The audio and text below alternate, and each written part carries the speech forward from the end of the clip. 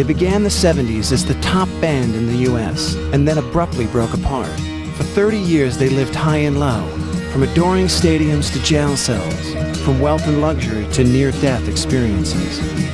But when times were dark, the friendship between these four complicated men shone brightest, until they surprised the whole world by reuniting to tour in the year 2000, 3 decades after they walked away. David Crosby, Stephen Stills, Graham Nash, and Neil Young are legends. This is their story. Carry on, love is coming, love is coming to us all.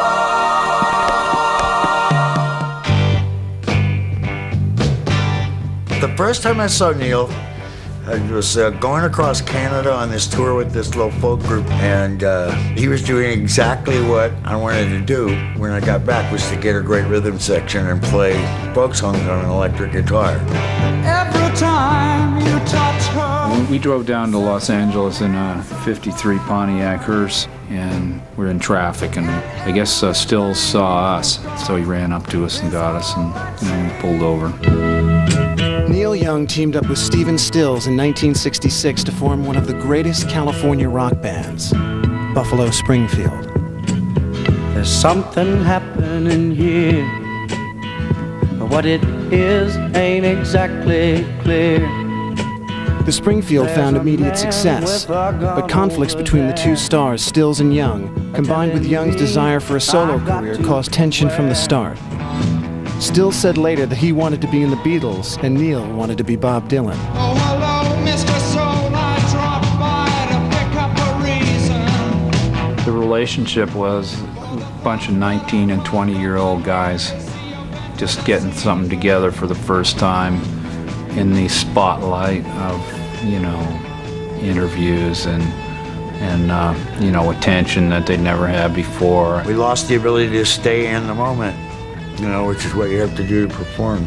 Young walked out on the group just before the 1967 Monterey Pop Festival. Stephen asked David Crosby of the Byrds to fill in. Neil had split, and Stephen, and I knew each other and liked each other. And he said, "Well, we got to do this gig. It's gonna be great. It's gonna be great. You got to do this." And I said, "Yeah, I'll sing with you." Stop, hey, what's that sound? Everybody look what's going down. Stop, children, what's that sound? Everybody look what's going down. Crosby was also performing at the festival with the Byrds, who were at the height of their success. Between Sundance finished, the midnight's broken soul. Crosby was having troubles with his bandmates, Chris Hillman and Roger McGuinn. Troubles that were magnified by his performing with Buffalo Springfield. I remember it being a very kind of sour experience. It was sad on stage. There was the camaraderie that we'd had as a band wasn't there anymore. It was David Crosby's wanting to be in what became Crosby, Stills and Nash that really drove the situation to an end. There was some friction there, and also I've never been, the easiest person in the world. I'm very opinionated and very independent guy.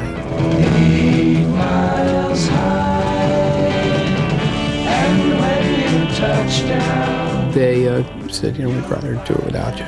I said, well, you're making a terrific mistake, They said, well, we think we'll do better without you.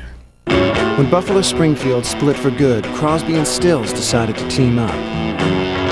We sort of found ourselves spending a lot of time together and driving around and singing songs, and basically me and Crosby were hanging out.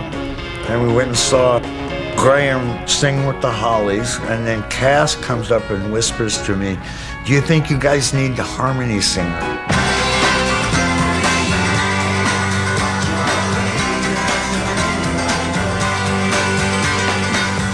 Cass Elliot of the Mamas and the Papas introduced David and Stephen to the English pop star Graham Nash. Graham had been a member of the Hollies since the early 60s, but by 1968 he was beginning to feel the limitations the group was putting on him.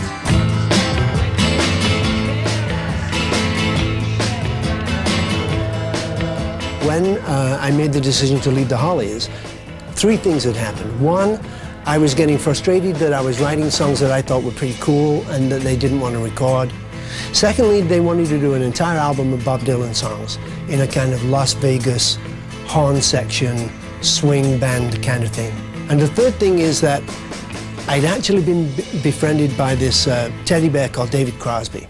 Cass Elliot said, "Get in the car, I want you to meet somebody." She brought him over and told me to get him stoned. On his chest was a lid from a shoebox, and in the lid was a pile of dope. I had this pullover pot, meaning if you smoked some and you were going someplace, you would pull over and try to remember where you were going. It was stoner weed. So we laughed all through the afternoon, and I liked him a lot. In the summer of 1968, Crosby, Stills, and Nash sang together for the first time at a house in Laurel Canyon, belonging to either Cass Elliot or Joni Mitchell. Nobody is absolutely sure. Now, this is possibly because we might have smoked one, but none of us is absolutely sure whether it was Joni's or Cass's. I say it was Joni's. See, David got it wrong. It was at Cass's house where we sang together. In the morning when you rise, we had, I had a pretty good harmony too, and we sang it to Graham. And he went, "Do that again, would you?" In the morning. And the third time, he put the top part on. And Stephen and I looked at each other and went. Before Crosby, Stills, and Nash could make their group official, Graham had to go back to England to quit the Hollies. David and Stephen joined him in London. We go to Britain to rehearse, and there were like fans that would spot us in a car and holler things at us because we were blowing up one of their groups, Oh, those horrible Americans. They didn't know that it was that big a deal. Just a band.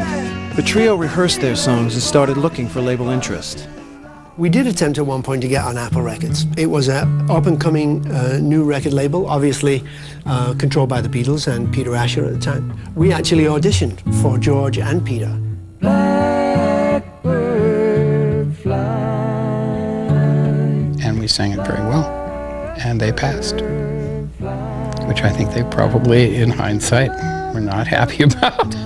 Ahmet Ertegun of Atlantic Records had loved Buffalo Springfield and offered the new group a contract. Crosby, Stills, and Nash settled in Los Angeles to record their first album. We knew that we were doing something really unusual. We knew the songs were really good. And we were totally thrilled, man. It was the year of the guitar player, you gotta understand. This was a year when Clapton and Hendrix and Jimmy Page and people like that were it, and for us to come out from left field with this, three-part harmony and a lot of acoustic stuff. It's a pretty unexpected thing. It was great. Almost cut my hair. The music was wonderful, but the dynamic between the three strong personalities was explosive. And you walked out 2 days in a row, you hypocrite. I have my own weirdnesses and crazinesses, but it's not as volatile as David and Stephen's. So we settled into that role, David and Stephen over the years have loved each other to death. We disagree about a lot of stuff, but we're brothers. I love him. He loves me. And brothers fight. In May of 1969, the band released their debut. Sweet Judy Blue Eyes and Marrakesh Express were AM hits. FM radio played the entire album. The music of Crosby, Stills, and Nash became the sound of the counterculture. Within a few months, David, Stephen, and Graham would be more famous than they had ever been with their previous bands. They had never performed live when an offer came in to appear at a summer music festival in upstate New York. Crosby, Stills, and Nash said yes. Their performance at Woodstock would change everything.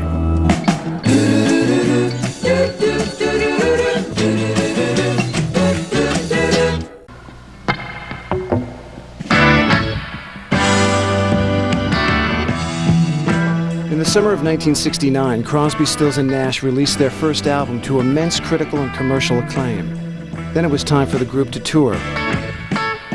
Stills had overdubbed lead guitar, keyboards, and bass on the album. They would need other musicians to perform the songs on stage.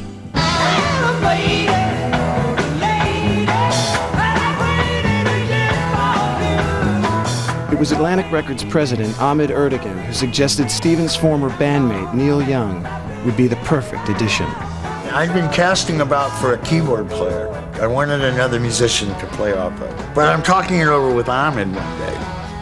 And Ahmed says, why don't you get Neil? Didn't we just go through this? Stephen decided that Ahmed was right. David and Graham were not so sure. We had an interview with Neil in Greenwich Village on Bleecker Street. And I went to breakfast with Neil because I was the one that was mainly against it, because I didn't see what we needed from Neil. You know, the blend that we had with our voices was pretty good, and our musicianship was pretty good. And by the time I'd finished breakfast with Neil, I would have given him the world. He was unbelievably brilliant, and of course I loved his music.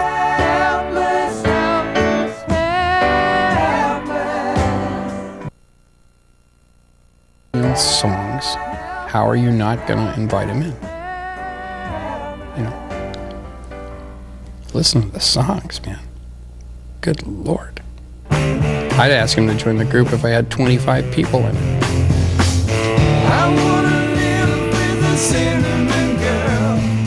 Neil had begun to establish himself as a solo artist, but the chance to team up with his old Buffalo Springfield partner was too tempting to resist. Oh, I thought it'd be cool to play with Stephen again, and the other guys were great singers and had their own songs and everything. But I really felt like I had some unfinished stuff with Stephen, and we play together, and we needed to do more of that. The band officially changed its name to Crosby, Stills, Nash and Young, and went to perform their first gig in Chicago. 1 week later, they had their second performance at Woodstock. Looking at the world through the sunset in your eyes. Traveling the train through clear Moroccan skies, ducks and pigs and chickens called. This gig had come up and it was a kind of a shaky deal. Nobody was sure what was going to happen. We just knew that some of our favorite bands were going to play there. And you know we're riding on the Marrakesh Express.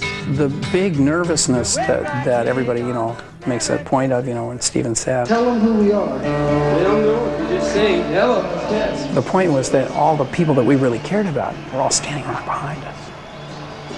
And they had all heard the record, but we'd never played live before. And so they said, okay, well, let's see, can they do it? It's getting to the point where I'm no fun anymore. I'm sorry. Sometimes it hurts so badly I must cry out loud. But when the camera set up to shoot the band's historic performance, Neil Young refused to be filmed. I was offended by the cameras all over the place because it was a distraction to what we were doing, which was playing the music. And so I told them not to do that with me, that not to film me, don't bother, don't come near me, and stay out of the way.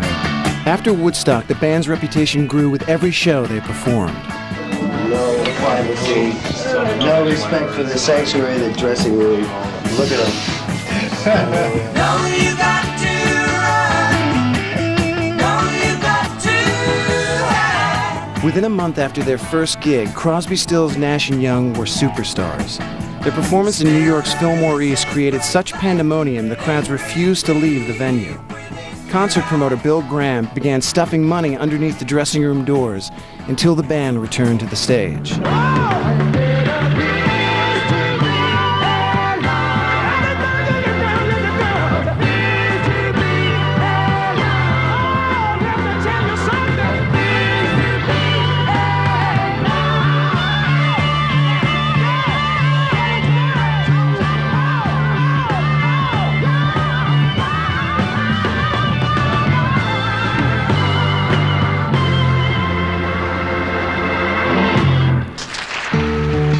In September, the group went to San Francisco to record an album, but the mood had changed.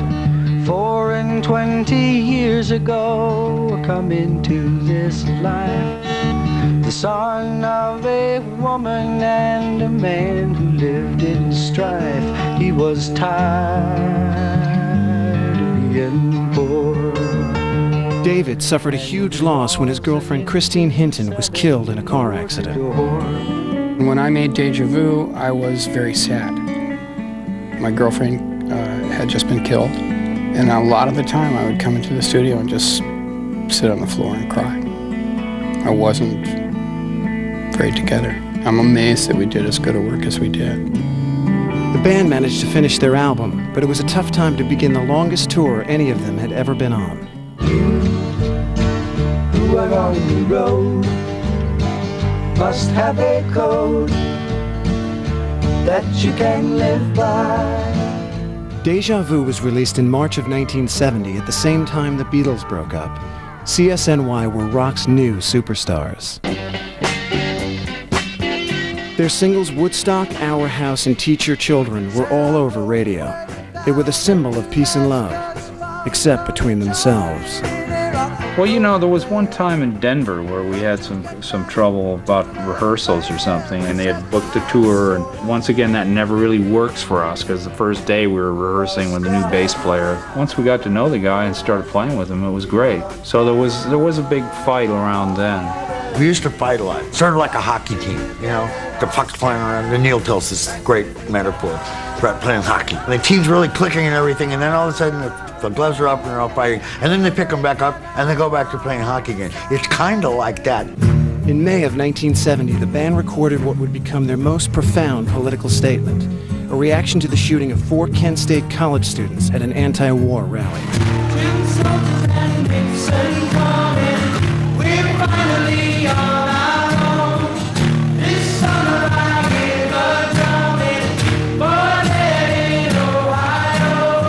I was at this house in a canyon on the California coast. Crosby came up and he had the magazine, the Kent State Killings cover on it. And I'd heard it on the news, but Crosby always has a way of bringing things into focus. That's what me up to, that there was something going on there that I had some thoughts about. We started writing a song.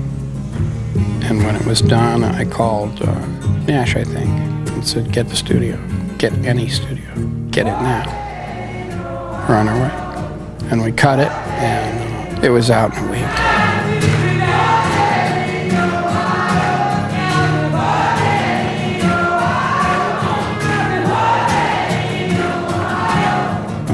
Ohio ratified CSNY's position as the voice of the counterculture. Deja Vu was selling in the millions. Their concerts were rallies, rock shows, political events. But Neil was gearing up to restart his solo career with his new album, After the Gold Rush. In July, the CSNY tour ended, and so did the band. They were living legends. They had been together 1 year.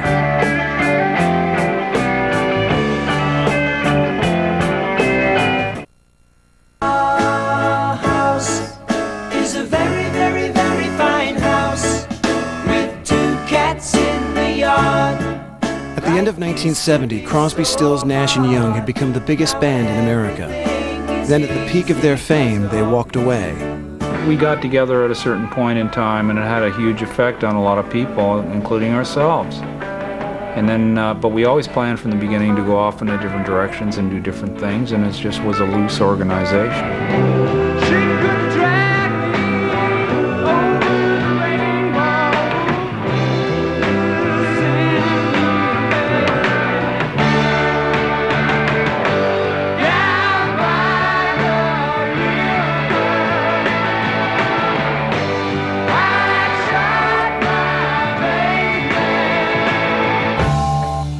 By the time the live album 4-Way Street was released, Crosby, Stills, Nash & Young were all making solo records. When we started, we used our own names because we intended to continue with solo careers. All of us. And every time we did it, they'd say, oh, they broke up. We were never together. I thought that was kind of cool, to give ourselves, you know, some air, and that's why we used all of our last names. If there was any plan at all, that was the only one. In the aftermath of CSNY, all 4 had hit solo albums.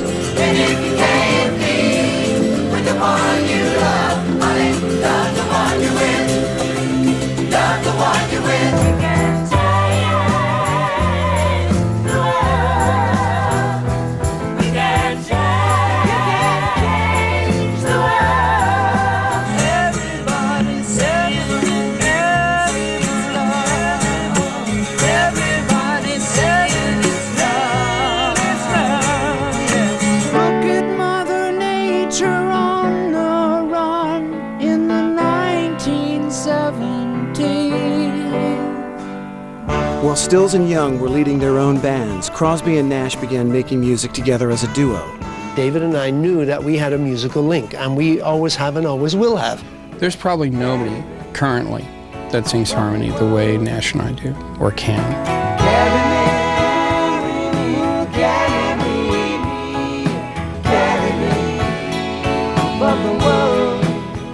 It was easy to make music with David because we think so similarly.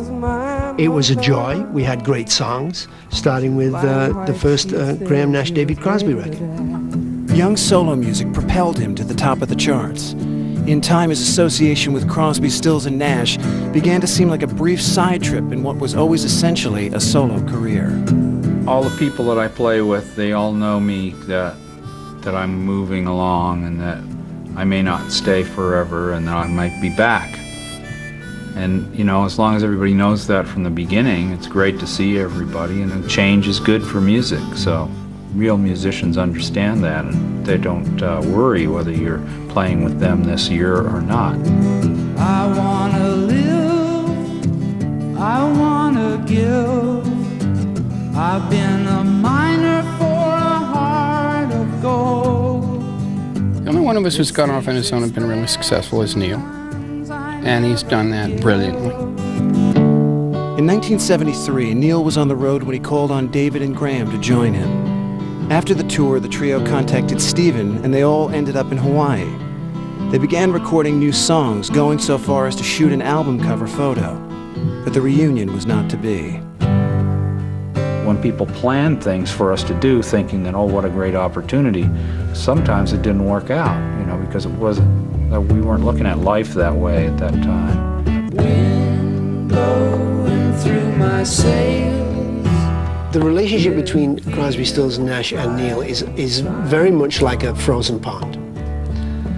The ice gets a certain thickness, and if you wait long enough, it will bear your weight. But if you put too much weight on it, you'll go through. The four musicians scrapped the album, but agreed to tour. The demand for tickets was enormous. For the first time ever, a rock group would do an entire tour of football stadiums. So we change partners. Time to change partners again. The tour was a huge success. When it was over, the group convened in Los Angeles to make an album. Shortly after the recording began, Neil disappeared.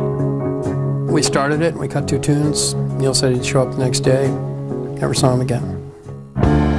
Everybody has to feel it at the same time for it to really be what it is. I mean, I think it's really great that people have wanted CSNY to be together over the years, and I think that's a testimony to that it was worth it when we did get together. But you have to want to.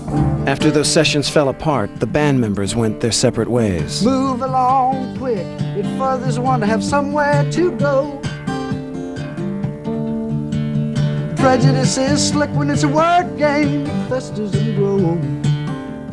A year later, Stephen was on tour with his own band when Neil showed up. After years as being part of Buffalo Springfield and CSNY, Stephen and Neil began recording as Stills and Young.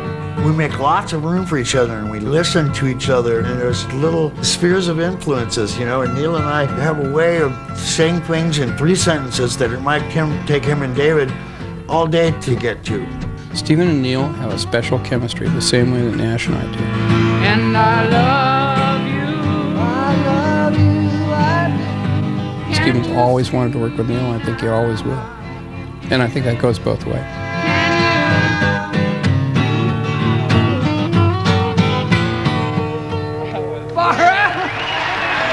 After recording a few songs, Stills and Young invited Crosby and Nash down to Miami to join the sessions. Once again, talk of a CSNY album and tour began. But David and Graham had signed a deal with ABC Records and had to finish an album for them first. They left Miami to finish the Crosby-Nash album, Wind on the Water, and in their absence, Neil and Stephen erased their vocals from the recorded tracks. David and Graham were hurt and angry. Neil and Stephen released Long May You Run by the Stills Young Band and went out on the road. We've been through some things together. It was a great record, and then the tour got going along pretty good, and we were moving so fast, though, there was no time to rehearse up anything new, so the set never changed. After a few weeks, Neil quit the tour. He left Stephen a telegram that said, "Funny how some things that start spontaneously end that way. Eat a peach, Neil." Neil's sense of humor, it certainly wasn't, I certainly knew him too well to let him hurt my feelings like that with a little bit of verbal jousting. I left the tour in the middle of the tour, and there was something inherent, something was wrong with the whole thing, and it wasn't working. The balance was off in some way, so I bailed on it. Neil got frustrated, and then he got sick, and he said, "Well, that's it, I'm off." And he's he's got more nerve than I do. I can't just bolt like that. Stephen was left shaken. Not only had Neil left him holding the bag on the rest of the Stills Young dates, but he had done what had seemed like irreparable damage to his relationship with David and Graham. Stephen showed up at a Crosby Nash concert and managed to patch things up with David and Graham. Crosby, Stills, and Nash decided to pick up where they left off after their first album in 1969, as a trio. In 1976, they made CSN. She has seen me changing. It was a big hit. Neil Young was back to being a solo artist. Crosby, Stills, and Nash were back to being a group. It was a pretty good time. I remember recording the CSN record in Criteria Studios in Miami. We'd rented this villa. We had great songs. We were having a great time. Just a song before I go to make concern. Traveling twice the speed of sound. It's easy to get burned. Just a Song Before I Go was CSN's biggest hit ever. The band was back on top and exhilarated to be there. But David's drug use was escalating to dangerous levels. I was just shifting in the bad habit from snorting cocaine to freebasing cocaine, which is even worse. And I was in a very good place with my music. Crosby, Stills, Nash was doing the CSN album. But by the end of the 70s, Graham had had enough. We were at a Crosby Nash recording session. The band started a jam. David was free smoking bass. And his pipe was on an amp. And the jam session was so vibrant and so hot that the amp was shaking, and it was slowly shaking the pipe towards the edge of the amp. Then the pipe fell off and shattered onto the ground, and David stopped the music. Dope had gotten more important to me than music, something which I swore would never happen in my life. And at that moment, I knew that David was in deep trouble, and that if David was in deep trouble, we were all in deep trouble. When he stopped that jam from going forward, a door shut in my mind. That was the time I told David that I couldn't make music with him anymore. Graham Nash was David Crosby's most loyal friend and defender. If David was so far gone that even Graham gave up on him, it looked to everyone like Crosby, Stills, and Nash were gone for good.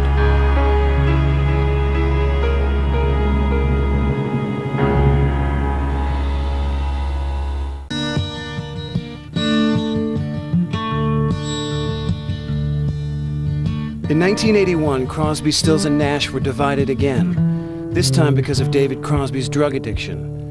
Stephen Stills and Graham Nash decided to record a duo album. Daylight again. Basically, David was completely out of it.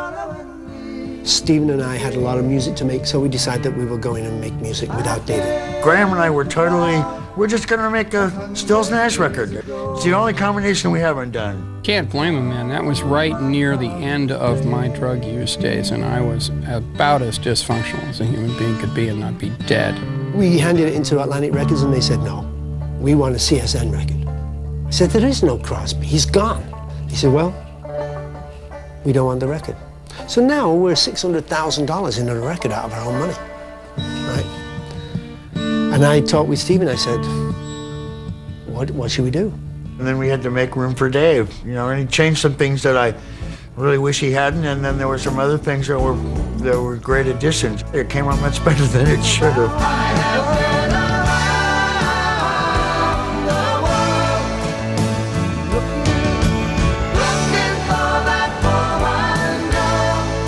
Crosby was in bad shape, but with his friends' help, he made it through the sessions. The finished album included a song by Graham that documented how he felt about the whole saga of Crosby, Stills, Nash, and Young. Wasted on the Way, I wrote as a reaction to the amount of time that me and David and Stephen and Neil have wasted over the years. We have made a lot of good music, I'm not denying that, but we have wasted a lot of time. We have wasted a lot of love, and we have wasted a lot of life.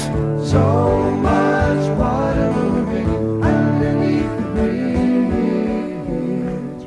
Let the water come and carry us away. The fact that I turned it into a hit record is almost silly, considering what it's really about. Between 1982 and 1985, David was arrested 5 times on various drug and weapons-related charges, but his habit persisted. The trio toured on and off, whenever David was well enough. He always tried to be there 100%, and he didn't always make it, but I do believe that the compensation factor of me and Stephen wanting to be stronger and better because our partner was hurting equaled everything out to me. In 1985, Crosby, Stills, and Nash had a bittersweet reunion with Neil Young at Live Aid. Find the cost of freedom buried in the ground. There are a lot of times that I would rather not remember. That one wasn't the worst of them. There were other times that were much worse. But, you know, there were a lot of times when I did not do anywhere near what I'm capable of doing. Young tried to help Crosby as others had. It was no use. He came up to my house in Mill Valley and said, "Listen, man, I know you're kind of scared to go to the hospital and all that, but why don't you just come down to my place? You can kick all this stuff there." And he took the time out to try and help save my life. You know, we all care about each other a lot. Neil offered to do another CSNY album if David managed to clean up. Instead, David went on the run from the police, ending up on his boat in Florida. When he was on the boat, contemplating escaping, and therefore never coming back into American society and being a fugitive at large, a federal fugitive, running out of food, running out of money, the decision that he made to walk off his boat into the nearest FBI office was the point at which David recognized that he desperately needed help. In December of 1985, David turned himself in and was extradited to a Texas prison. I prayed for him, as much as I do. He got through it, and then, well, facing the inevitable, and then he got through it. I don't want to be the recovery poster boy. I'm not. I'm one of the lucky few that, you know, was given a chance to get away from it and did. And it took a year in prison and a hell of a lot of meetings and a lot of help from my friends. In 1986, David emerged from prison clean and sober. Neil kept his word and the quartet regrouped to record American Dream. As a gesture of friendship, it was wonderful.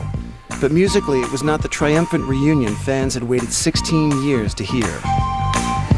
American Dream, American Dream.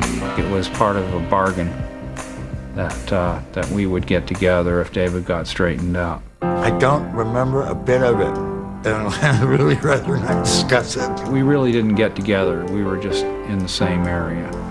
It didn't work for some more reasons than I can count. Valiant effort, but it didn't work. CSNY did not tour in support of American Dream. Young went back to his solo career, and Crosby, Stills, and Nash returned to the road. Chipping away, little by little, day by day. Then in 1994, David was dealt another terrible blow. I was very sick and I didn't know it. I was dying and I didn't know it. My liver was probably half gone. And we had no idea why I kept wanting to lie down and rest. Crosby finally went to the hospital and was told his liver was failing and that he was probably going to die. He'd need all the luck in the world just to survive. For Crosby, Stills, Nash and Young to ever make music again, it would take a miracle.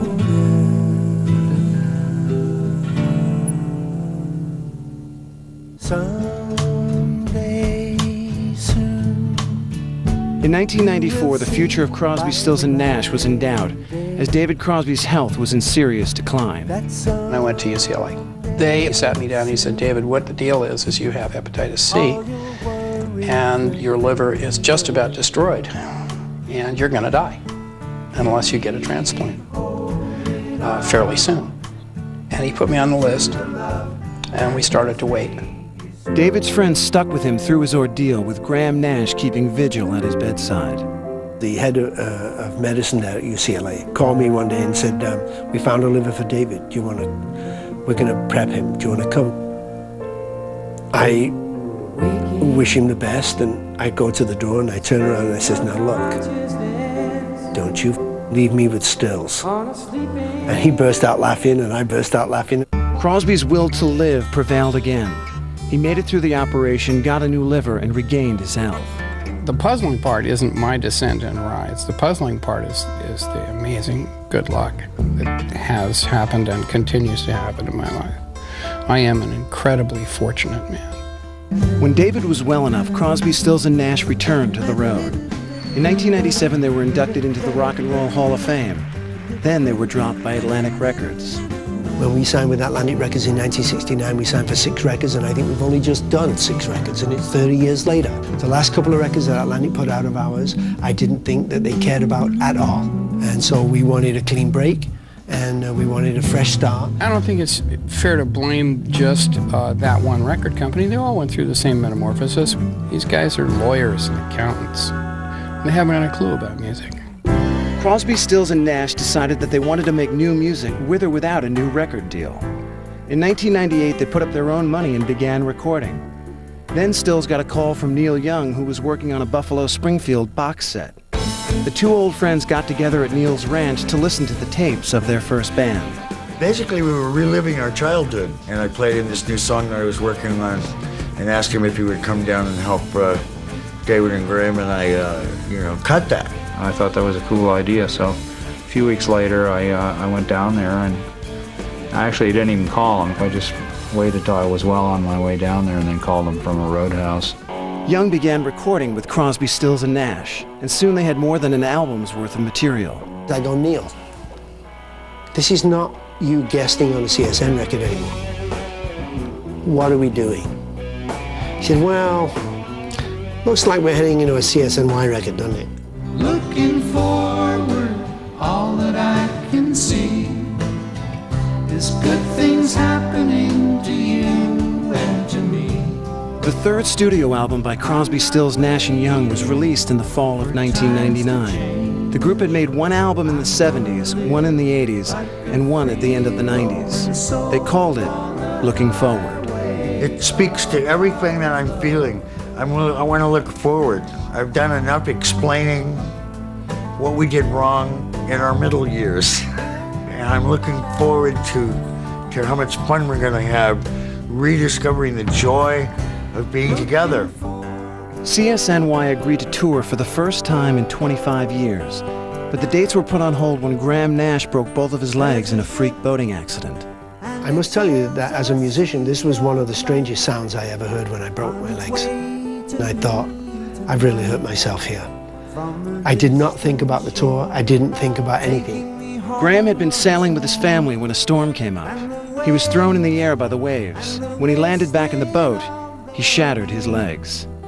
It was a 2-hour journey back after the accident on the boat to port. And the way that I dealt with it was I chose to ignore everything below my waist. I went in my mind to a great sunset and my land in Hawaii with its waterfalls and the beauty of it. And the 2 hours passed very quickly. Nash's recovery was difficult, but his spirit was strong and carried him through. The year 2000 brought another medical surprise from David Crosby, but this time it was a happy one. The man who came back from near death by drugs in the 80s and liver disease in the 90s was revealed to be the secret birth father of the children of singer Melissa Etheridge and her partner Julie Cypher. Crosby told In a Maze World, "Fatherhood is the wildest ride I've ever been on," and that's saying something. Crosby, Stills, Nash, and Young had beaten the odds so many times it would be hard to ever count them out again. In spite of all their battles, all their talent, and all the temptations that came with success, in the long run, the music they made and the love between them was always strong enough to bring them back together. We are more compassionate with each other.